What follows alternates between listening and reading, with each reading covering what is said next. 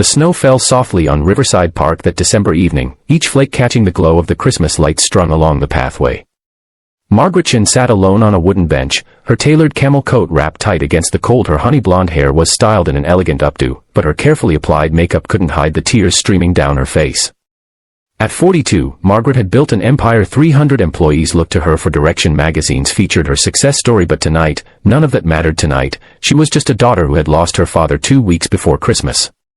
The decorated tree behind her sparkled with golden ornaments and red ribbons. Families passed by, their laughter echoing through the winter air. Margaret watched them, feeling the sharp edge of loneliness cut deeper with each happy voice. She didn't notice the little girl approaching until a small mittened hand touched her arm. "Don't cry, miss." Margaret looked down through blurred vision. A child stood before her, maybe 4 years old, wearing a pink puffy jacket and a white knitted hat with barriers. Her round cheeks were pink from the cold, and her blue eyes held genuine concern. "Sweetheart, I'm all right," Margaret managed, wiping her face quickly. The little girl tilted her head, studying Margaret with the serious expression only children can master. "You don't look all right. My mommy says it's okay to cry, but you look very sad." Margaret felt her composure crumbling again. She nodded, unable to speak. The child reached into her pocket and pulled out a small wooden toy, a hand-carved reindeer. "You can hold Rudy if you want. He makes me feel better when I'm sad." The gesture broke something open in Margaret's chest. She accepted the toy with trembling hands. "Thank you, that's very kind." "I'm Sophie," the girl announced, then pointed back toward a man approaching them. "That's my daddy. He's really good at making people feel better." The man wore a black wool coat over a white shirt. His dark hair was slightly tousled by the wind, and concern filled his brown eyes as he hurried toward them. "Sophie, you can't just run off like that," he said gently, then noticed Margaret's tear-stained face. His expression shifted to understanding. "I'm sorry, is she bothering you?" "No," Margaret said quickly, "she's wonderful actually. She just showed me more kindness than I've felt in weeks." The man knelt beside his daughter, speaking softly. "Sophie, what did we talk about? Giving people space?" Sophie looked between her father and Margaret, then back at her father with determination. "But Daddy, she's crying, miss. You can borrow my dad. He's really good at fixing sad." Despite everything, Margaret laughed. It came out watery and broken, but it was genuine. The man looked embarrassed but smiled. "I'm Daniel," he said, extending his hand, "and my daughter apparently thinks I'm available for rent." "Margaret," she shook his hand, surprised by the warmth in his grip, "and I think your daughter might be wiser than both of us." Daniel sat down on the bench, keeping a respectful distance. Sophie climbed up between them, swinging her legs. "We come here every Friday," Sophie announced. "Daddy says the lights remind us that even dark times have brightness." Margaret looked at Daniel, seeing a depth of experience in his eyes. "That's beautiful." "My wife passed away 2 years ago," Daniel said quietly. "Cancer." Sophie was only 2. She doesn't remember much, but we come here because Caroline loved Christmas. The words hung in the cold air. Margaret understood then why this child recognized grief when she saw it. "My father died 2 weeks ago," Margaret heard herself say. "Heart attack. He was 68. I thought we'd have more time. I thought." Her voice broke. Sophie reached over and patted Margaret's hand. "It's okay to miss people. Daddy says the people we love never really leave us. They live in here." She pressed her small hand against Margaret's coat, right over her heart. Margaret covered Sophie's hand with her own, tears flowing freely now. "You're right, sweetheart, you're absolutely right." Daniel pulled a clean handkerchief from his pocket and offered it to Margaret. She accepted it gratefully. "I'm supposed to be strong," Margaret said. "I run a company. Hundreds of people depend on me, but sitting in my office, looking at the empty chair where my father used to sit when he visited, I couldn't do it anymore. I just walked out."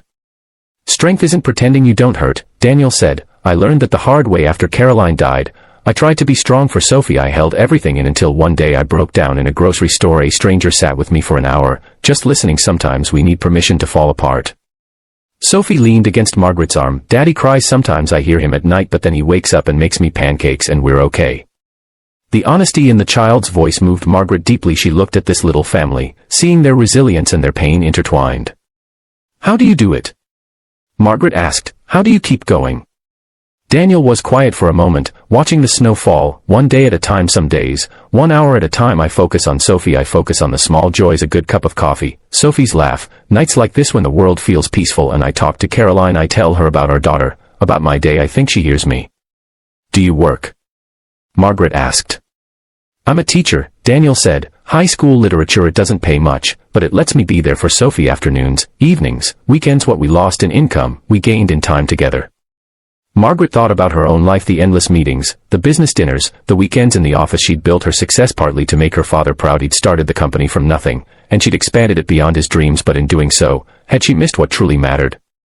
My father used to tell me to slow down, she said. He'd say money comes and goes, but moments don't. I never listened. I thought there would be time. Sophie tugged on Margaret's sleeve. Do you have pictures of your daddy?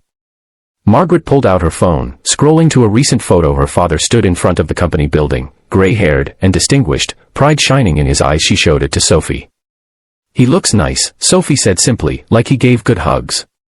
The best hugs, Margaret whispered. They sat together as the evening deepened around them. The park continued its rhythm. Couples strolled by, children played in the snow, the Christmas tree glowed steadily. Daniel began to speak, his voice measured and thoughtful. After Caroline died, a grief counselor told me something I think about often. She said grief is love with nowhere to go. All that love we had for the person, it doesn't disappear when they die, it just needs a new direction. What did you do with yours? Margaret asked. I put it into Sophie, Daniel said, ruffling his daughter's hat. I put it into my students. I put it into living the kind of life Caroline would want me to live, not moving on, but moving forward with her memory beside me. Margaret nodded slowly. My father wanted me to find balance. He used to joke that I'd work myself into an early grave. Now he's gone, and I'm realizing he was right. What was I working so hard for? To prove myself. To him? To the world. Maybe, Daniel said gently, or maybe you were running from something. Only you can answer that, but I can tell you this, it's never too late to change course. Sophie yawned, leaning heavily against Margaret. I'm sleepy, Daddy. I know, Pumpkin, we should head home. Daniel stood, scooping Sophie into his arms. The child's head dropped onto his shoulder immediately. Margaret stood too, reluctant for the evening to end. Thank you both of you. You have no idea what this meant to me. Daniel shifted Sophie's weight, then reached into his pocket with one hand. I'm going to do something forward, and you can say no. My number if you ever need someone to talk to, someone who understands. Margaret took the offered card. I'd like that very much. We're here most Friday evenings, Daniel said, weather permitting, if you ever want company. Margaret watched them walk away. Daniel's tall figure bent protectively over his small daughter. Something had shifted in her heart. The crushing loneliness had eased, replaced by a different feeling, hope, maybe, or possibility. She looked down at the wooden reindeer still in her hand. Sophie had forgotten it. She smiled and tucked it carefully into her pocket. That night, back in her apartment, Margaret didn't retreat to her home office like usual. Instead, she made tea and sat by the window, watching the snow. She thought about her father, about Daniel's words, about Sophie's innocent wisdom. Over the following weeks, Margaret returned to the park every Friday. She and Daniel talked for hours while Sophie played. Sophie would periodically run back to check on them, bringing treasures, pine cones, interesting leaves, once a very confused beetle. Margaret learned about Daniel's life as a widower, his struggles and small victories. Daniel learned about Margaret's business, her relationship with her father, her fears about the future. They shared stories, memories, comfortable silences. On Christmas Eve, Margaret made a decision. She called her executive team. I'm stepping back, she announced, promoting from within. I'll stay on as chairman, but someone else can run the daily operations. I need to live, not just work. Her father's voice echoed in her memory, approval and relief in equal measure. That evening, she found Daniel and Sophie at the park. They brought cookies. Sophie ran to Margaret immediately, throwing her arms around her legs. You came. We thought maybe you wouldn't.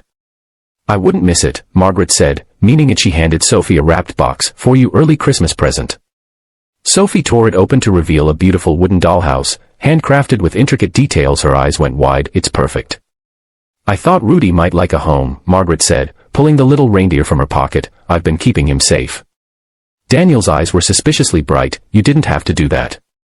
I wanted to, Margaret said simply. They walked through the park together, the three of them. The Christmas lights reflected off the snow, casting everything in a warm glow. Sophie walked between them, holding both their hands. This is my favorite Christmas, she announced, because we're all together. Margaret squeezed the small hand in hers, looking over Sophie's head to meet Daniel's gaze. Something passed between them, understanding, possibility, hope.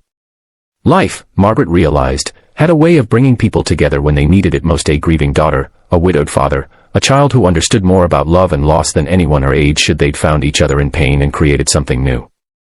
Not a replacement for what they'd lost. Nothing could do that, but a new chapter, written with care and growing affection.